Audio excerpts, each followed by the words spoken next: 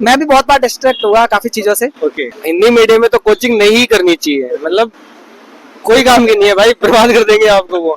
अगर आप कर रहे हो तो जल्दी छोड़ो।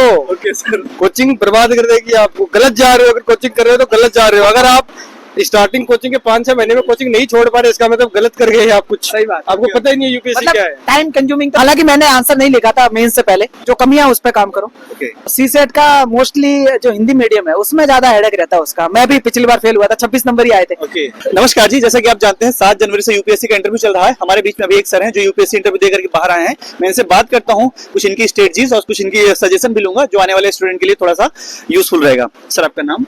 मेरा नाम श्रावण है। ओके सर, इंटरव्यू का एक्सपीरियंस कैसा रहा और किसके बोर्ड में था?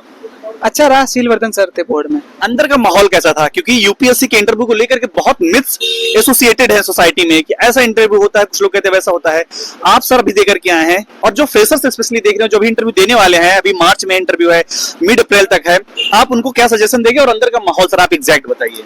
देखो सजेशंस में तो 2 ही चीजें कहना चाहूंगा कि देखो, एक तो डेप्थ पे सवाल पूछते हैं ना Okay. अपने बैकग्राउंड पे। दूसरा ये जो आईआर वगैरह है और फिर नेशनल इश्यूज जितने भी है ओके तो उन पे थोड़ा बहुत कवर कर लो। आधे घंटे में क्या ही बातचीत होती है। ओके तो वही 7-8-10 इशू बात हो पाती है उस पे, तो बढ़िया रहता है। मतलब बोल नहीं पाते हैं, कुछ ज्यादा पढ़ने की जरूरत है नहीं। मतलब पढ़ा हुआ सही बताओ तो बोल नहीं पाते, जो पुरानी चीजें याद होती है तो मोस्टली वही चीजें बोल पाते हैं। कुछ क्वेश्चंस अगर आप रिकॉल कर सके उनके लिए जो अभी इंटरव्यू देने वाले हैं, तो उनको थोड़ा सा एक आइडिया, हालांकि वो तो रैंडम क्वेश्चन पूछते हैं, कहीं से भी पूछ सकते हैं, पर आप अगर पर्सनली अपना कुछ एक्सपीरियंस शेयर कर सकें। डेप्थ से रिलेटेड थे। हिंदी लिटरेचर पे था, मतलब रामचरितमानस पे कुछ सवाल थे 1-2। ओके ज्योग्राफी से था मैं, तो उसमें प्लेट टेक्टोनिक जो थ्योरी है वो कैसे काम करती है वो उस पर थोड़ा पूछा। और दूसरा वही नेशनल इश्यूज थे, अग्निवीर पे पूछा। ओके रसिया यूक्रेन पूछा, ओके क्या डिस्प्यूट है वगैरह। और जो डोज बनी है यूएसए में, एक नई विभाग बनी है, ओके तो उस पर पूछा। और कि भाई इंडिया में भी ऐसा डिपार्टमेंट कुछ होना चाहिए नहीं होना चाहिए, तो उस पर नॉर्मली बातचीत चली थी। ओके सर, ये हो गया इंटरव्यू को लेकर के। सर जो फ्रेशर्स अभी एग्जाम देना चाहते हैं, अभी 25 मई में प्रीलिम्स है, अभी वो इंटीग्रेटेड पढ़े, मेंस और प्रीलिम्स साथ में पढ़े, या मिड फरवरी चल रही है, अब वो छोड़ दे मेंस और प्रीलिम्स ओरिएंटेड पढ़े, क्योंकि अब मई में पेपर है, 3 महीने बचे हैं आपके हिसाब से? देखो मुझे लगता है कि अभी प्रीलिम्स को ज्यादा फोकस रखना पड़ेगा, क्योंकि 2-3 महीने में मोस्टली वो करंट अफेयर्स वगैरह भी कवर करने पड़ते हैं और बेसिक्स को भी रिवाइज करना होता है, तो प्रीलिम्स को अभी ज्यादा फोकस रखना चाहिए। और मार्केट में है ही यार बहुत सारे जो नोट्स वगैरह अवेलेबल है। और मैं रिकमेंड करना चाहूंगा ओनली आईएएस का जो कंटेंट है, ओके और शून्य आईएएस का मैंने पढ़ा नहीं हालांकि, लेकिन उसका रिव्यू ठीक है। तो ओनली आईएएस का कंटेंट ठीक है, उड़ान वाला है जो प्रीलिम्स के लिए। ओके ओके जी। जो अभी एग्जाम्स देने वाले हैं मई में, उनका अभी रिसोर्सेज आपके हिसाब से कौन होना चाहिए? क्या टेस्ट सीरीज करना चाहिए? कौन कौन सी टेस्ट सीरीज आप करते थे? आप एक बार उनको जरूर बताइए, क्योंकि सर अभी 3 महीने उनके लिए बहुत ही क्रूशियल हैं। टेस्ट और सीरीज सीसेट को लेकर के सर, क्योंकि हिंदी मीडियम वाले सीसेट में बहुत बाहर हो रहे हैं। टेस्ट सीरीज तो देखो कोई भी कर लो, वैसे सबका ठीक रहता है। ओके विजन फोरम है उनके भी। और सीसेट का मोस्टली जो हिंदी मीडियम है उसमें ज्यादा हेडेक रहता है उसका। मैं भी पिछली बार फेल हुआ था, 26 नंबर ही आए थे। ओके तो इस बार मुझे लगता है कि यार जो प्रीवियस ईयर है सीसेट का, उसको ज्यादा से ज्यादा करो। और बाकी जो टेस्ट सीरीज है उसको तो करना ही है।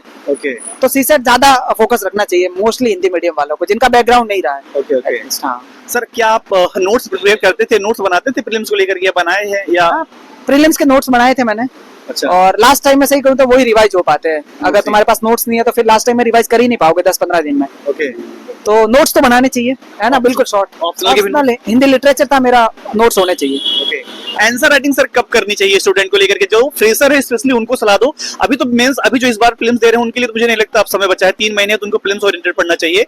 पर जो 26 में देखना चाहते हैं, फिल्म्स देना चाहते हैं, और वो कहीं दूर दराज से बैठे हैं, इलाहाबाद में, पटना में, इंदौर में, जयपुर में, और वो वीडियो के माध्यम से अगर आपको देख रहे हैं और 26 में एग्जाम देना चाहते हैं, तो उनका क्या अप्रोच होना चाहिए, क्या रोड मैप होना चाहिए तैयारी करने का अभी आपके हिसाब से सर? मुझे लगता है कि अगर नेक्स्ट ईयर उनका अटेम्प्ट होता है, अभी 1.5 साल है सर, तो दिसंबर तक उनको मतलब मेंस फोकस रखना चाहिए। मतलब उसकी जो भी ऑप्शनल वगैरह है, एथिक्स वगैरह है, उनकी प्रैक्टिस करनी चाहिए। आंसर्स को भी लिखना चाहिए मुझे लगता है। लेकिन जनवरी से जो अपने मतलब कैपेबिलिटीज के हिसाब से उसको फिर प्रीलिम्स पे शिफ्ट कैसे करना है वो देखना चाहिए। बाकी टेस्ट सीरीज अगर लिखना चाहे, हालांकि मैंने आंसर नहीं लिखा था मेंस से पहले। अच्छा।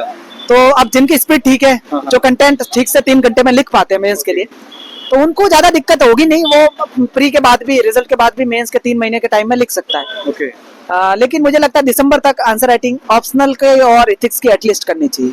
ओके जी बिल्कुल सर, इथिक्स का भी आप बोले, इथिक्स को लेकर के आपका प्लान क्या था सर? इथिक्स बहुत क्रूशियल रोल प्ले करता है मेंस में नंबर गेन करने में और आपको इंटरव्यू तक पहुंचाने में। इथिक्स और एसए और ऑप्शनल तीनों रोल प्ले करते हैं, पर सर मैं इथिक्स की आपकी स्ट्रेटजी जानना चाहूंगा, आप जरूर बताइए सर स्टूडेंट को। एथिक्स में मैंने जो एक कोचिंग संस्था थी उसके वीडियोस देखे थे और उसी से नोट्स बनाए थे। लेकिन हालांकि इस साल का पेपर थोड़ा मतलब कह सकते हैं कि जो एक परंपरा चली आ रही है उससे थोड़ा अलग था। ओके तो मुझे लगता है जो करंट इश्यूज रह रहे हैं कोई सा भी, तो उसमें एथिकल इश्यूज क्या है, उसके कंसर्न्स क्या है, ओके उनको ज्यादा अब वरीयता देनी चाहिए जिस तरीके से इस साल का पेपर था। ओके तो हाँ, और ऐसे की मतलब प्रैक्टिस नहीं भी करना चाहे तो वो थोड़ा रहता है कि डायमेंशन खोलनी आनी चाहिए, तो ऐसे हो जाता है अच्छे से। अगर 2-4 बार प्रैक्टिस हो जाती है ना, ओके तो वो तो आपकी क्रिएटिविटी पे ऐसे कैसे लिखना आता है उसकी कोई मतलब प्रैक्टिस तो मैं ये कहूंगा कि आपको मतलब कैसे कि भाई उसमें कैसे बढ़त करनी है नंबर वगैरह में, बिल्कुल तो वो थोड़ा लिखना चाहिए। मेंस में लिख सकते हो आप, मतलब प्रीलिम्स के बाद भी। तो मोस्टली तो अगर आंसर राइटिंग करनी है तो ऑप्शनल और इथिक्स की वो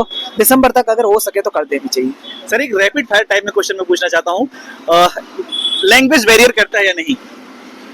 मुझे लगता है कि देखो मेंटलिटी तो मैं नहीं जानता जो कॉपी चेकर है, ओके लेकिन हालांकि जो स्पीड रहती है वो थोड़ी हिंदी मीडियम में थोड़ी कम रहती है इंग्लिश मीडियम के कंपैरिजन में, क्योंकि रिसोर्सेज का भी इशू है। वन वर्ड में अगर किसी वर्ड को कहना है तो अपन हिंदी मीडियम में मोस्टली रहता है कि उसको पूरा वाक्य बोलना पड़ता है या फिर लिखना पड़ता है, तो थोड़ा बहुत इशू है लिखने की स्पीड को लेकर के। बाकी मतलब मुझे नहीं लगता ज्यादा है बैरियर। कोचिंग करनी चाहिए या नहीं? इस पे मैं कमेंट नहीं करना चाहूंगा। जो बिल्कुल ही मतलब फंडामेंटली जिनका मतलब कमजोर है ओके उनको करना चाहिए। बाकी जो अपने आप को मतलब ऐसे अपनी कैपेबिलिटीज को पे विश्वास है जिनको ओके कि उनका फंडामेंटल क्लियर है, हाँ। उनको फिर प्रैक्टिस करनी चाहिए, रिवीजन करना चाहिए बस।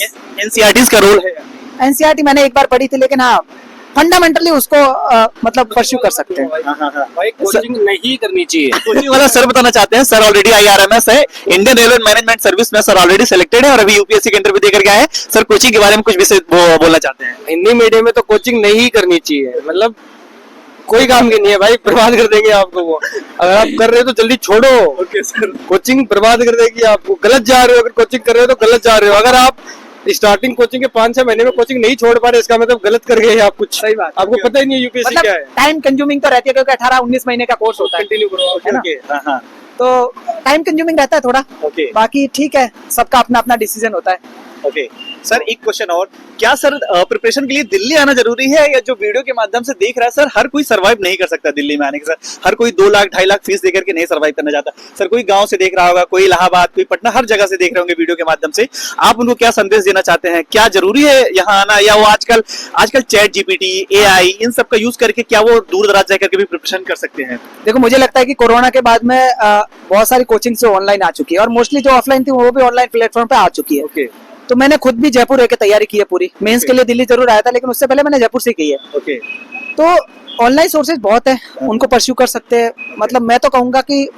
जरूरी नहीं आना दिल्ली, यस सर, क्योंकि रहने की सुविधा भी वैसी है कि आपको लोकल एरियाज में या फिर जो कैपिटल सिटीज है स्टेट की, वहां पर रहकर अच्छी फैसिलिटीज कम प्राइजेस पे आपको मिल सकती है, अफोर्डेबल प्राइजेस पे मिल सकती है। तो आप वहीं रह के तैयारी कीजिए, कोई ज्यादा जरूरी नहीं है आना।